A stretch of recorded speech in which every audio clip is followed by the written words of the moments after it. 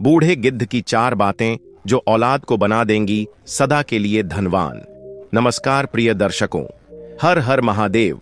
आप सभी का स्वागत है हमारे YouTube चैनल स्पिरिचुअल ज्ञान सागर में, जहां हम आपके लिए लाते हैं सनातन धर्म की अद्भुत कथाएं और आध्यात्मिक रहस्य जो आपके मन और आत्मा को शांति प्रदान करेंगे। आज की कथा आरंभ करने से पहले आपसे एक निवेदन है, इस कथा को अंत तक जरूर सुनें।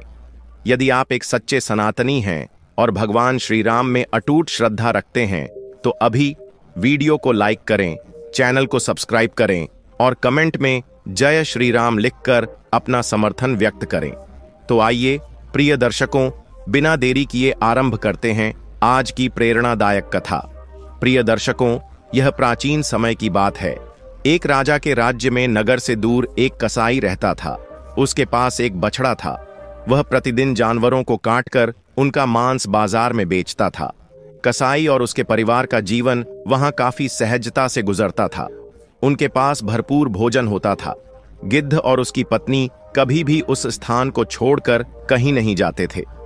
एक दिन गिद्ध की पत्नी ने कहा, हे स्वामी, आज ठंड बहुत अधिक है, रात काटना मुश्किल हो रहा है।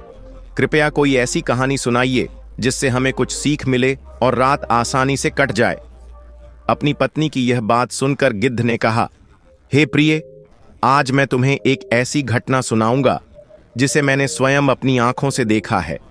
यह घटना अत्यंत शिक्षाप्रद और प्रेरणादायक है। इस कहानी में बताए गए 5 तथ्यों को यदि व्यक्ति अपने जीवन में अपनाता है तो यह निश्चित मानिए कि वह कभी परेशानी में नहीं पड़ेगा, और यदि किसी कारणवश परेशानी में फंस भी जाए तो वह उससे शीघ्र ही बाहर निकल जाएगा। यह कथा बेहद दिलचस्प है और जीवन में हमें अत्यधिक ज्ञान और शिक्षा प्रदान करती है। ध्यानपूर्वक सुनिए। गिद्ध कहता है, हे गिद्धनी, यह उस समय की बात है जब मेरा तुमसे विवाह नहीं हुआ था। मैं इस पेड़ पर अकेला ही निवास करता था और मेरे कुछ अन्य साथी पक्षी भी यहाँ रहा करते थे। उस समय मैंने यह कहानी राजा के मुख से सुनी थी और इसे अपनी आंखों से भी देखा था। वही कथा मैं आज तुम्हें सुनाने जा रहा हूं। मनुष्य का भाग्य कैसे परिवर्तित होता है यह तुम इस कहानी से जान पाओगी। गिद्ध ने कहानी सुनाना शुरू किया और कहा, किसी नगर में सूर्य नारायण नाम का एक युवक निवास करता था। एक दिन किसी कार्य को लेकर उसका अपने पिता से विवाद हो गया। तब सूर्य नारायण के पिता ने उसे 4 स्वर्ण मुद्राएं दी और कहा, घर में सारा दिन पड़े रहते हो, यह मुद्राएं लो और बाहर जाकर कुछ व्यापार कर धन अर्जित कर लाओ। सूर्य नारायण ने वह स्वर्ण मुद्राएं स्वीकार कीं और शाम को व्यापार के लिए परदेश की ओर रवाना हो गया। रास्ते में सूर्य नारायण सोचता रहा कि इन 4 मुद्राओं से वह कोई छोटा मोटा व्यवसाय आरंभ करेगा और बहुत सारा धन कमाकर अपने पिता को दिखाएगा। उम्मीदों से भरा सूर्य नारायण चल रहा था। तभी उसकी भेंट एक संत से हुई। वह संत भी अपनी मंजिल की ओर जा रहे थे। सूर्य नारायण ने सोचा कि क्यों न संत से परिचय किया जाए, साथ में बातें करते हुए यात्रा सरल हो जाएगी। यही सोचकर वह संत के पास गया और उन्हें प्रणाम किया। संत ने उसे आशीर्वाद दिया और पूछा, पुत्र, तुम कहां जा रहे हो? सूर्य नारायण ने उत्तर दिया, संत महोदय, मेरे पिता ने मुझे घर से निकाल दिया है। अब मैं परदेश जाकर कोई छोटा व्यवसाय करूंगा और अपने पिता को साबित करके दिखाऊंगा कि मैं कुछ बड़ा बन सकता हूं। मेरे पिता ने मुझे 4 स्वर्ण मुद्राएं दी हैं। इस प्रकार बातचीत करते हुए संत और सूर्य नारायण आगे बढ़ते गए। चलते चलते सूर्य नारायण ने संत से कहा, महाराज, आप तो महान ज्ञानी हैं। कृपया कोई ऐसी कहानी सुनाइए जिससे हमारी यात्रा आसान हो जाए और मुझे कोई ऐसी शिक्षा मिले जो परदेश में मेरे लिए सहायक हो। तब संत ने मुस्कुराते हुए कहा, पुत्र, मैं तुम्हें कहानी तो अवश्य सुनाऊंगा, लेकिन मेरी कहानी का मूल्य तुम्हें चुकाना होगा। एक कहानी के बदले में मैं तुमसे 1 स्वर्ण मुद्रा लूंगा। बताओ, क्या तुम सहमत हो? संत की बात सुनकर सूर्य नारायण सोचने लगा, मेरे पिता ने मुझे 4 स्वर्ण मुद्राएं दी हैं। यदि इनमें से एक संत को दे दूं तो मैं व्यापार कैसे करूंगा? फिर उसने विचार किया, संत बहुत ज्ञानी प्रतीत होते हैं और कहां भी गया है कि ज्ञान ही व्यक्ति का सबसे बड़ा साथी होता है। अगर मेरे पास ज्ञान है तो मैं कहीं भी अपना जीवन सुखद बना सकता हूं। यही सोचकर सूर्य नारायण ने एक मुद्रा संत को सौंप दी और कहा, महाराज, मैं आपकी कथा का मूल्य चुकाने को तैयार हूं। कृपया अब मुझे कहानी सुनाइए। अब गिद्ध ने अपनी पत्नी से कहा, हे प्रिय, संत ने उस युवक सूर्य नारायण को कुछ मूल्यवान उपदेश दिए। संत ने कहा, पुत्र, मैं तुम्हें जो बात बताने जा रहा हूं, यदि तुमने इसे आत्मसात कर लिया तो यह तुम्हारे जीवन में बहुत उपयोगी सिद्ध होगी। सुनो, जब तुम परदेश में व्यापार करने जाओ और वहां तुम्हें कोई उचित व्यवसाय न मिले तो खाली मत बैठना। जो भी कार्य उपलब्ध हो उसे तुरंत अपना लो। यह परदेश में रहने वालों के लिए सबसे पहला और अहम मंत्र है। खाली बैठने से अपनी जमा पूंजी खर्च होती है। यदि हमें थोड़े पैसे ही मिलें तो भी कुछ कार्य करके अपने खर्चों को चलाना बेहतर है। ऐसा करने से आपको न केवल काम का अनुभव मिलेगा बल्कि आपका समय भी सही ढंग से व्यतीत होगा। सूर्य नारायण ने कहा, ठीक है बाबा, मैं आपके इस परामर्श पर अवश्य अमल करूंगा। अब कृपया मुझे कहानी सुनाएं। तब महात्मा बोले, अरे बेटे, कहानी तो समाप्त हो गई। यही कहानी मैंने अभी तुम्हें सुनाई थी। सूर्य नारायण ने आश्चर्य से कहा, साधु बाबा, यह कैसी कहानी थी जो इतनी शीघ्र समाप्त हो गई? आपने तो मुझे मात्र एक परामर्श दिया है। कृपया मुझे कोई वास्तविक कहानी सुनाइए। तब साधु ने मुस्कुराते हुए कहा, यदि तुम दूसरी कहानी सुनना चाहते हो तो तुम्हें एक और स्वर्ण मुद्रा देनी होगी, तभी मैं तुम्हें अगली कहानी सुनाऊंगा। मित्रों, सूर्य नारायण ने कुछ क्षण सोचने के बाद एक और मुद्रा साधु के हाथ पर रख दी और कहा, बाबा, अब कृपया मुझे कहानी सुनाइए। तब साधु ने कहा, ठीक है, अब मैं तुम्हें दूसरी कहानी सुनाता हूं, इसे ध्यानपूर्वक सुनना। साधु ने कहा, पुत्र, जब तुम परदेश में रहो तो किसी अन्य की वस्तु पर छल, कपट या धोखाधड़ी से अधिकार जमाने की कोशिश मत करना। अन्य की संपत्ति को सदा मिट्टी के समान मानो और अपनी दृष्टि को शुद्ध रखो। सूर्य नारायण ने सहमति जताते हुए कहा, ठीक है बाबा, मैं इस सलाह को जरूर अपनाऊंगा। अब कृपया आगे की कहानी सुनाइए। तब साधु बोले, पुत्र, यह कहानी यहीं समाप्त होती है। सूर्य नारायण ने खिन्न होकर कहा, अरे यह क्या? आपने तो सिर्फ मुझे एक और उपदेश दिया है और इसके लिए एक स्वर्ण मुद्रा ले ली। साधु ने कहा, बेटे, ज्ञान का कोई मूल्य नहीं होता, यह अनमोल होता है। इसका वास्तविक महत्व तब समझ आता है जब व्यक्ति किसी कठिनाई में पड़ता है और यही ज्ञान उसे उससे बाहर निकालता है। सूर्य नारायण ने कहा, ठीक है बाबा, उपदेश ही सही। मैं आपको एक और स्वर्ण मुद्रा देता हूं, कृपया मुझे एक और उपदेश दें। इतना कहकर उसने तीसरी मुद्रा साधु को सौंप दी। साधु ने तीसरा उपदेश दिया, पुत्र, यदि कभी तुम्हें किसी का गुप्त भेद पता चले तो उसे कभी किसी तीसरे व्यक्ति को मत बताना। यह एक अत्यंत महत्वपूर्ण सीख है। सूर्य नारायण ने साधु की बात गांठ बांध ली और फिर सोचा, अब मेरे पास केवल एक ही स्वर्ण मुद्रा बची है। इस एक मुद्रा से व्यापार शुरू करना संभव नहीं होगा। क्यों ना साधु बाबा से एक और उपदेश ले लिया जाए। यही सोचकर उसने वह अंतिम स्वर्ण मुद्रा भी साधु को दे दी और कहा, बाबा, अब कृपया मुझे एक और उपदेश दें। साधु ने कहा, पुत्र, ठीक है, मैं तुम्हें चौथा उपदेश देता हूं, जो जीवन के लिए अत्यंत उपयोगी है। इसे हमेशा याद रखना। यदि तुम्हें राह में कोई व्यक्ति प्रेम पूर्वक बुलाकर बैठने को कहे तो चाहे तुम्हारा कार्य कितना भी महत्वपूर्ण हो, उसके पास 2 पल अवश्य बैठो। वह समय तुम्हारे लिए अत्यंत मूल्यवान सिद्ध हो सकता है। साधु ने चौथा उपदेश दिया और सूर्य नारायण ने कहा, बाबा, आपके उपदेश सचमुच बहुमूल्य हैं। अब मेरे पास और कोई मुद्रा नहीं बची है, वरना मैं आपसे और उपदेश लेता। तब साधु बोले, पुत्र, किसी भी शिक्षा या परामर्श को बिना मूल्य चुकाए ग्रहण करना उचित नहीं होता।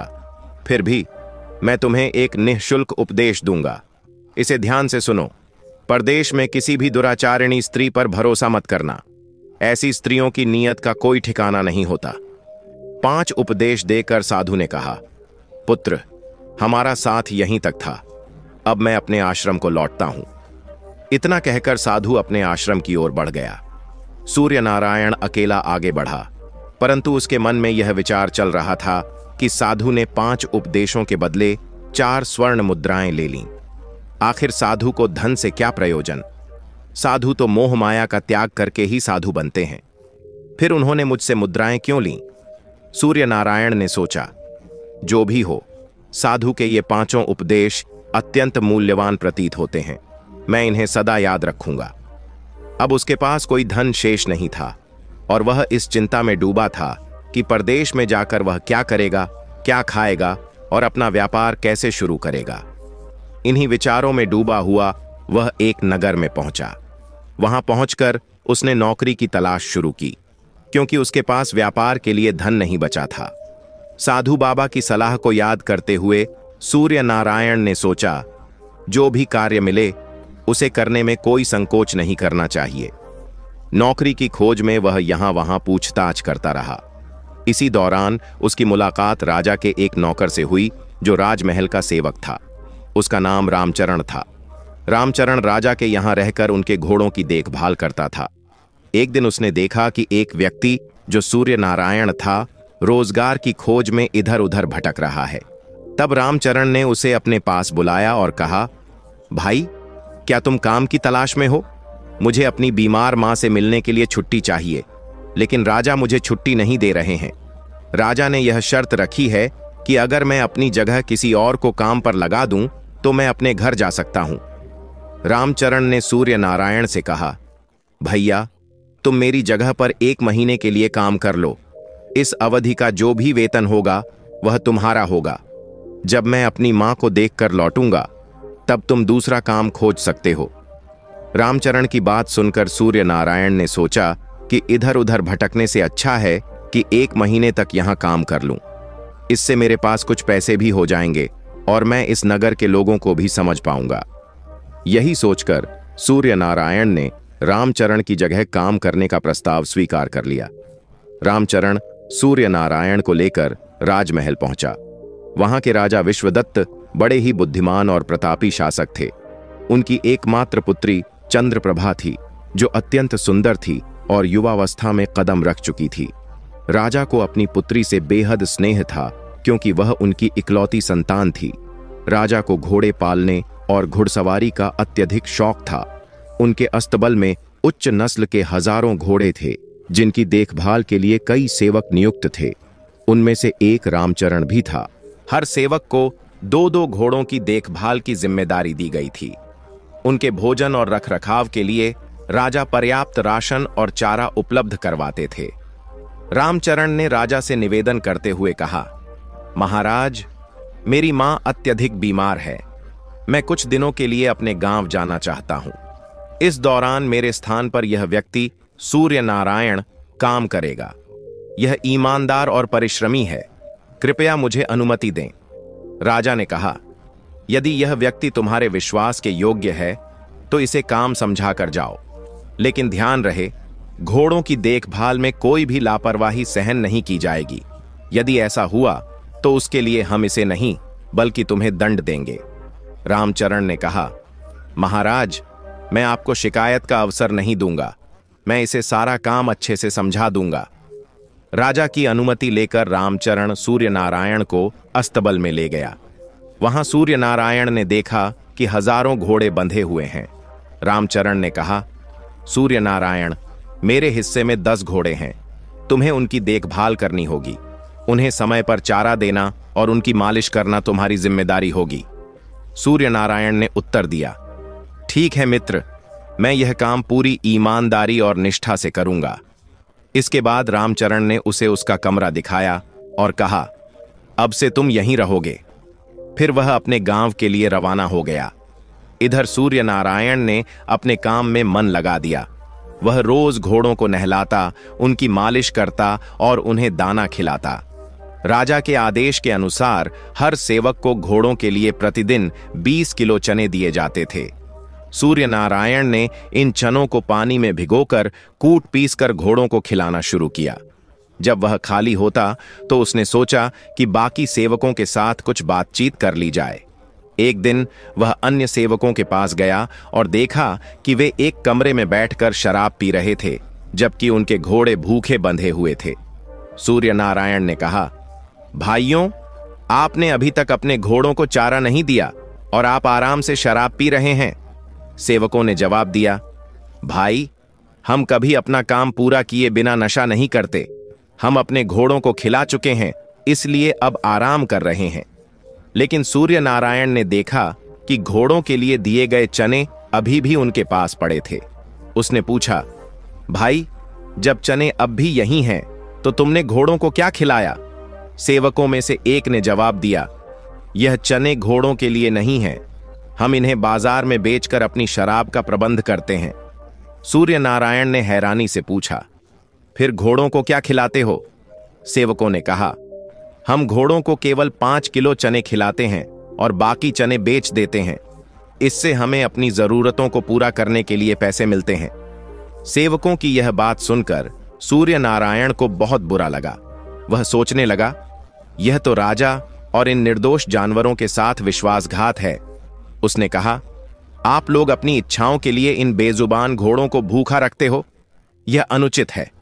सेवकों ने कहा, भाई, पेट भरने के लिए यह सब करना पड़ता है। राजा से मिलने वाली तनख्वाह से हमारा गुजारा ठीक तरह से नहीं होता। फिर भी धन से किसका मन संतुष्ट हुआ है? तुम भी ऐसा ही कर सकते हो। तुम्हें कौन रोकता है?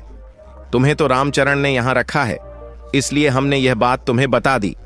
लेकिन इस बात को किसी और से मत कहना, वरना तुम्हारे लिए परेशानी खड़ी हो सकती है। मित्रों, सूर्य नारायण उन सब की बातें सुनकर चुपचाप अपने कमरे में लौट आया। चूंकि वे लोग कई थे और सूर्य नारायण अकेला था, ऊपर से उन्होंने शराब भी पी रखी थी। अपने कमरे में पहुंचकर वह सोचने लगा, वे लोग सही कह रहे हैं, कल से मैं भी ऐसा ही करूंगा। बेईमानी करके कुछ पैसे कमा लूंगा। मुझे यहां केवल 1 महीना ही रहना है। रामचरण के लौटने पर वह मुझसे यह काम ले लेगा। तब तक मैं कुछ पैसे इकट्ठा कर लूंगा और उसके बाद कोई व्यापार शुरू करूंगा। लेकिन मित्रों, तभी सूर्य नारायण को साधु द्वारा कही दूसरी बात याद आ गई। दूसरों के धन पर छल, प्रपंच और कपट से अधिकार नहीं जमाना चाहिए। किसी और की संपत्ति को मिट्टी के समान समझो और उस पर बुरी नजर मत डालो। यह बात याद आते ही सूर्य नारायण के विचार बदल गए। उसने सोचा, मैं भूखा रह लूंगा, लेकिन यह पाप का धन कभी नहीं लूंगा। उस दिन से सूर्य नारायण पूरी ईमानदारी और निष्ठा के साथ अपने घोड़ों की देखभाल करने लगा। वह हमेशा अपने घोड़ों की सेवा करता रहा। 1 महीने के भीतर उसके सभी घोड़े हृष्ट-पुष्ट और मजबूत हो गए, जबकि बाकी नौकरों द्वारा की गई चोरी और लापरवाही के कारण उनके घोड़े कमजोर हो गए। एक दिन दरबार में राजा ने अपने मंत्री से कहा, मंत्री जी, काफी समय हो गया है, मैंने अपने घोड़ों की दौड़ नहीं देखी। नौकरों को सूचित करें कि वे अपने अपने घोड़ों को लेकर मैदान में आएं। मैं कल एक दौड़ प्रतियोगिता का आयोजन करूंगा। राजा के आदेशानुसार मंत्री ने सभी नौकरों को सूचना दे दी। अस्तबल के सारे सेवक अपने अपने घोड़ों को सजाकर मैदान में लेकर आए। जब राजा ने घोड़ों को देखा तो पाया कि बाकी के सारे घोड़े कमजोर और बीमार लग रहे थे, लेकिन सूर्य नारायण के 10 घोड़े बेहद तंदुरुस्त और ऊर्जावान दिख रहे थे। वे दौड़ने के लिए तैयार खड़े थे। यह देखकर राजा को क्रोध आ गया। राजा ने अपने मंत्री से कहा, मंत्री जी, हमारे सारे घोड़े पहले स्वस्थ और शक्तिशाली थे, लेकिन अब सिर्फ ये 10 घोड़े स्वस्थ हैं। बाकी इतने कमजोर कैसे हो गए? क्या नौकर इन्हें ठीक से चारा नहीं देते? इसके बाद राजा ने सूर्य नारायण के घोड़ों को देखा, जो एकदम मजबूत और सक्रिय थे। इन घोड़ों को देखकर राजा प्रसन्न हुआ। उसने अगले दिन सूर्य नारायण को दरबार में बुलाया और कहा, क्या तुम वही हो जिसे रामचरण ने अपने स्थान पर काम पर रखा था? सूर्य नारायण ने उत्तर दिया, जी हां महाराज। राजा ने पूछा, तुम्हारे घोड़े इतने स्वस्थ और ताकतवर हैं, जबकि बाकी के घोड़े कमजोर क्यों हैं? मैं तो सभी के लिए समान मात्रा में खाद्य सामग्री भेजता हूं। सूर्य नारायण ने जवाब दिया, महाराज, मैं यह रहस्य बता दूंगा, लेकिन पहले मैं चाहता हूं कि बाकी के सभी नौकर भी यहां मौजूद हों। राजा ने तुरंत आदेश देकर सभी नौकरों को दरबार में बुला लिया। जब सभी मौजूद हो गए तो राजा ने सूर्य नारायण से पूछा, अब बताओ, बाकी घोड़े कमजोर क्यों हैं? सूर्य नारायण ने कहा, महाराज, बाकी के नौकर बहुत बेईमान, लालची और शराबी हैं। आप घोड़ों के लिए रोजाना 20 किलो चना देते हैं, लेकिन ये लोग केवल 5 किलो चना घोड़ों को खिलाते हैं। बाकी के 15 किलो चने बाजार में बेचकर शराब खरीदते हैं। घोड़ों को पर्याप्त मात्रा में चारा नहीं मिलने के कारण वे कमजोर हो गए, लेकिन मैंने पूरी ईमानदारी से आपके द्वारा भेजा गया चारा घोड़ों को खिलाया, इसलिए मेरे घोड़े स्वस्थ हैं। यह सुनते ही राजा आग बबूला हो गया।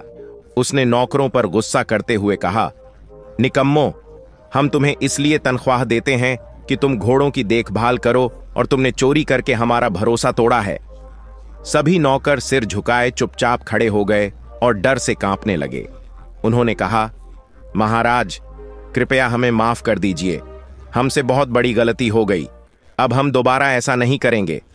राजा ने क्रोध में कहा, तुम्हारी इस धोखाधड़ी के लिए मैं अभी तुम्हें सजा दे सकता हूं, लेकिन तभी सूर्य नारायण ने राजा से निवेदन किया, महाराज, कृपया इस बार इन्हें माफ कर दीजिए, मुझे यकीन है कि अब ये अपनी गलती नहीं दोहराएंगे। सूर्य नारायण की सिफारिश पर राजा ने उन्हें चेतावनी देकर छोड़ दिया। मित्रों, सूर्य नारायण की ईमानदारी से प्रभावित होकर राजा ने उसे शाबाशी दी और उसे अस्तबल का मुख्य निरीक्षक बना दिया। राजा ने कहा, आज से तुम्हारा काम इन सब पर नजर रखना है।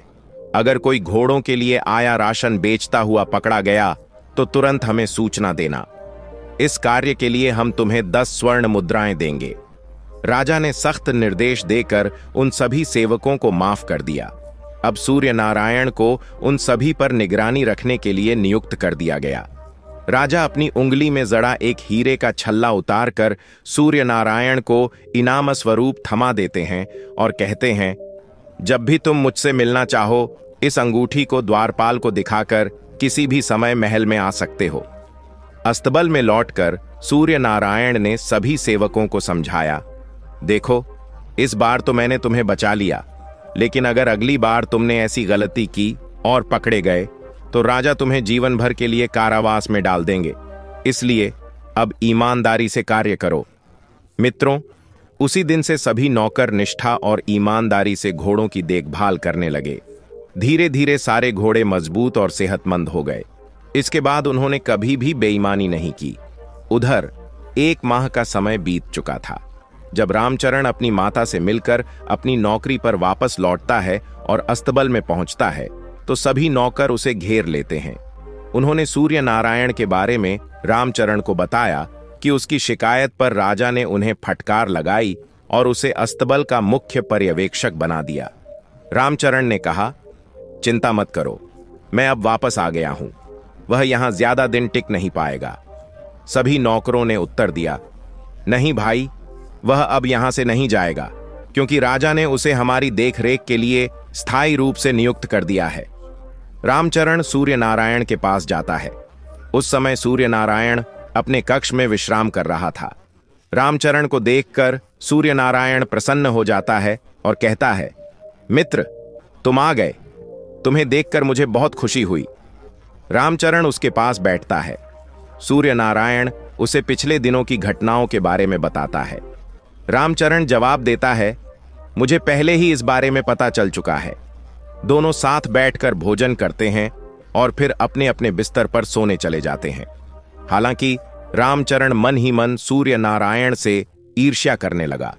उसे जलन हो रही थी, क्योंकि राजा ने सूर्य नारायण को उससे ऊंचे पद पर नियुक्त कर दिया था और उसने चोरी की घटनाओं को उजागर कर दिया था। रामचरण अब सूर्य नारायण को नीचा दिखाने और उससे बदला लेने की योजना बनाने लगा। उसी रात आसमान में बादल छाए हुए थे, हल्की हल्की बारिश हो रही थी और बिजली चमक रही थी।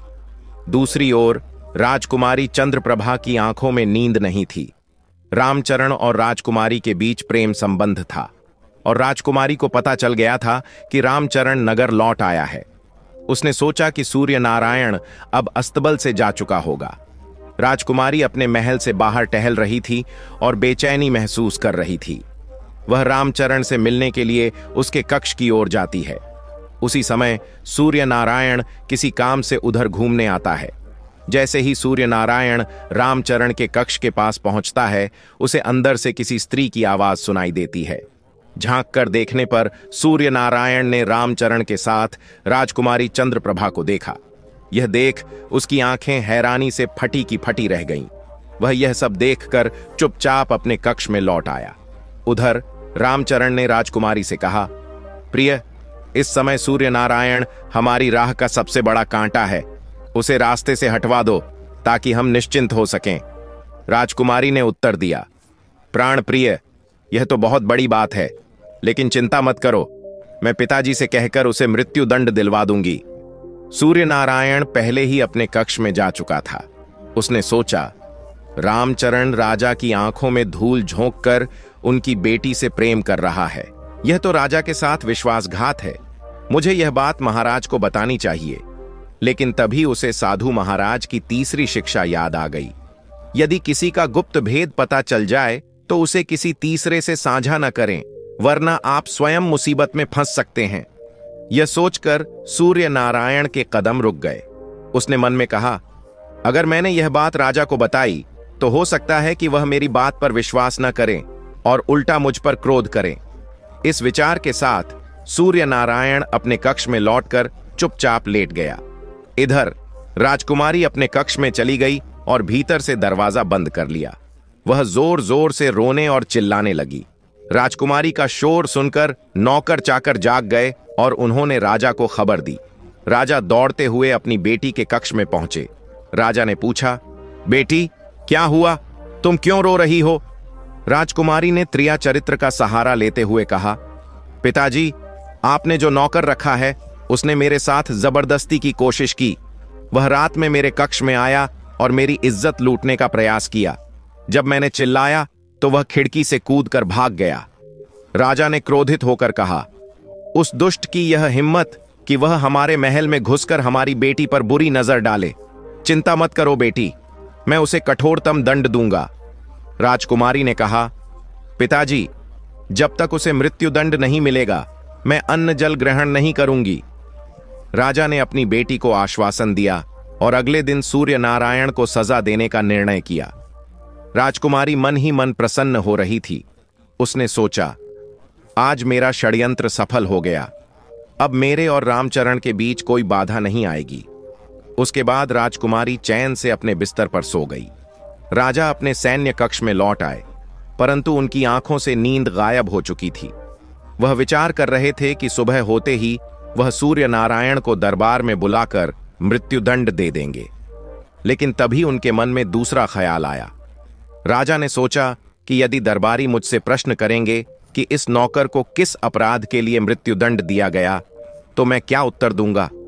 यदि मैं बताऊंगा कि इसने मेरी पुत्री की इज्जत लूटने की कोशिश की, तो यह मेरी ही बदनामी होगी। लोग मेरे पीठ पीछे निंदा करेंगे और मेरी प्रतिष्ठा धूल में मिल जाएगी। यह सोचते हुए राजा के मन में एक और उपाय आया।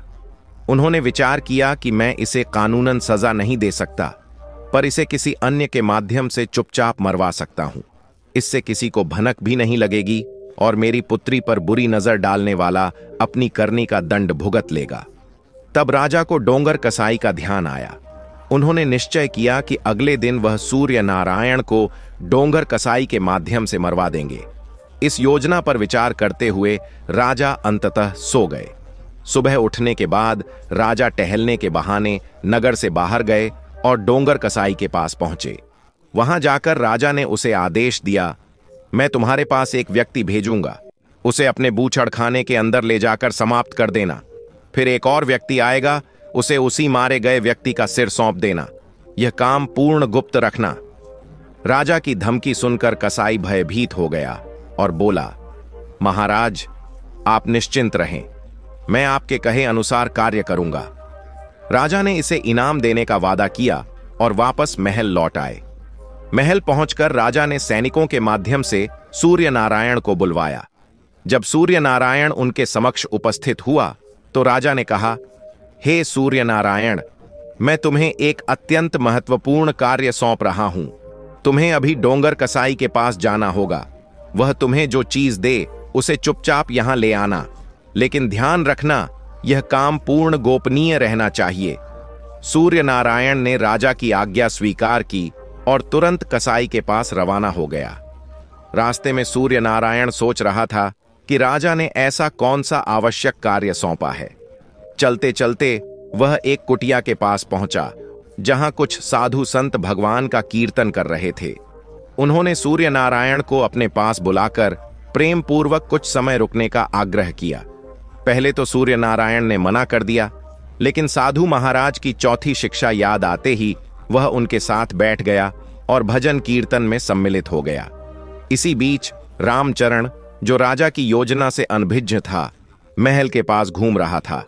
राजा ने खिड़की से उसे देखा और तुरंत बुलाकर कहा, तुम कसाई के पास जाओ और वहां से जो वस्तु मिले उसे लेकर आओ।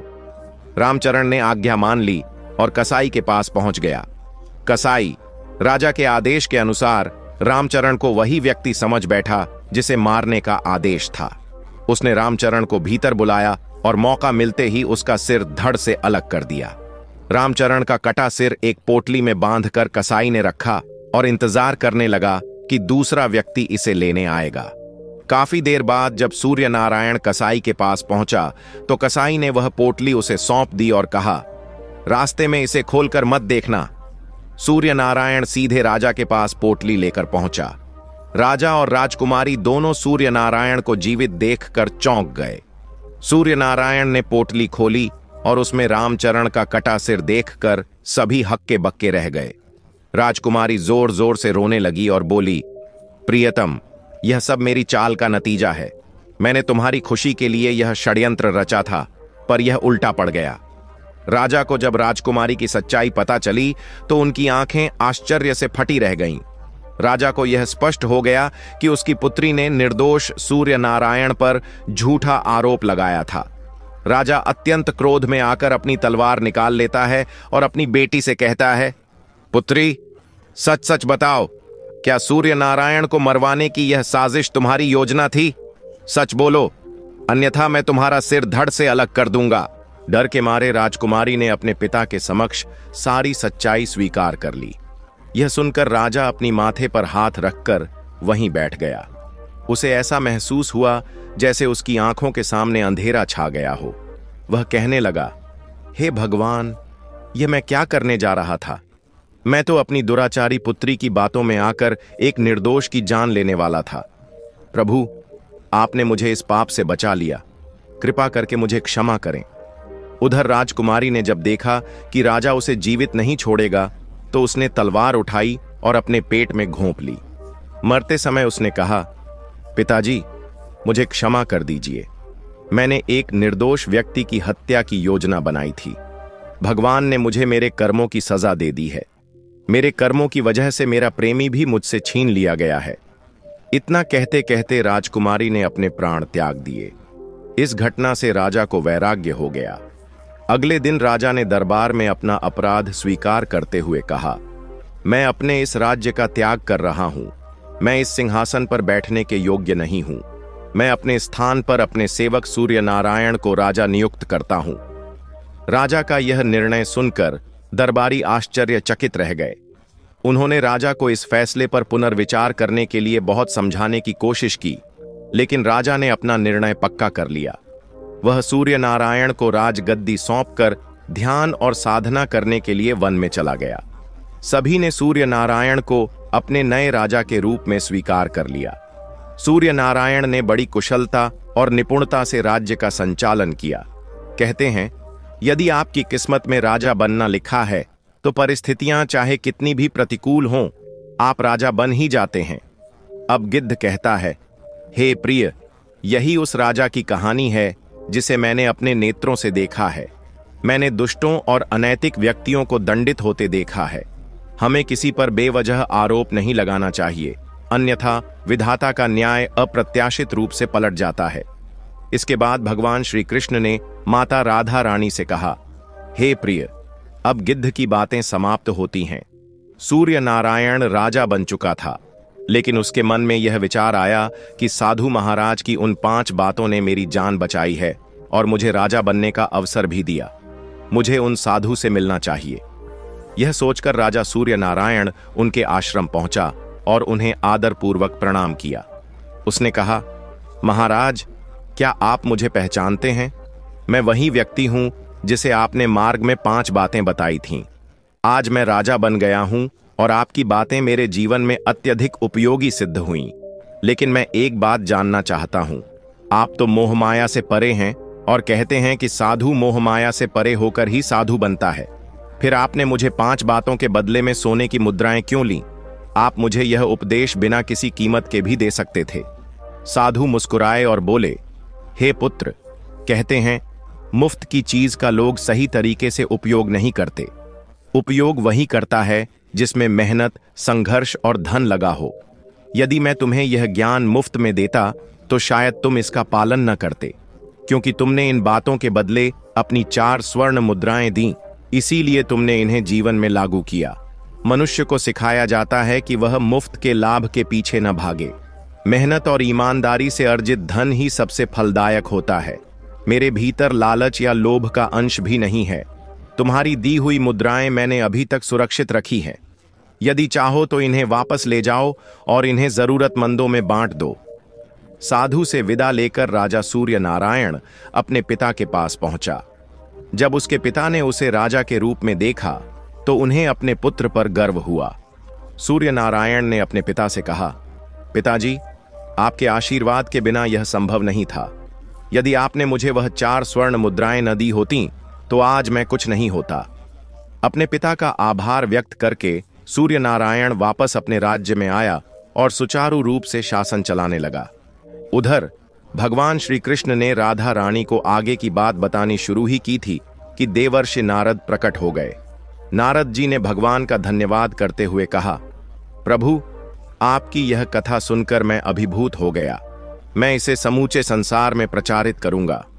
श्री कृष्ण ने नारद जी को 5 महत्वपूर्ण बातें बताते हुए कहा, जो कोई इन बातों को अपने जीवन में अपनाता है वह कभी किसी जाल में नहीं फंसता।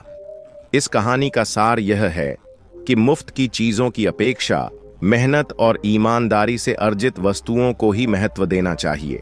हमें किसी के साथ छल कपट नहीं करना चाहिए। ज्ञान और उपदेश को सुनकर भूलना नहीं चाहिए, बल्कि उसे अपने जीवन में लागू करना चाहिए। प्रिय दर्शकों, मुझे आशा है कि यह कथा और ज्ञानवर्धक बातें आपको अवश्य पसंद आई होंगी। तो प्रिय भक्तों, इस कथा के बारे में आपके क्या विचार हैं? कृपया अपनी अनमोल राय हमें कमेंट बॉक्स में जरूर बताएं। अगर यह कथा आपको पसंद आई हो तो कृपया वीडियो को लाइक करें, चैनल स्पिरिचुअल ज्ञान सागर को सब्सक्राइब करें और इस वीडियो को अधिक से अधिक अपने मित्रों और परिवारजनों के साथ शेयर करें ताकि यह संदेश और ज्ञान सभी तक पहुंचे। साथ ही कमेंट सेक्शन में जय श्री कृष्णा लिखकर अपनी श्रद्धा प्रकट करें।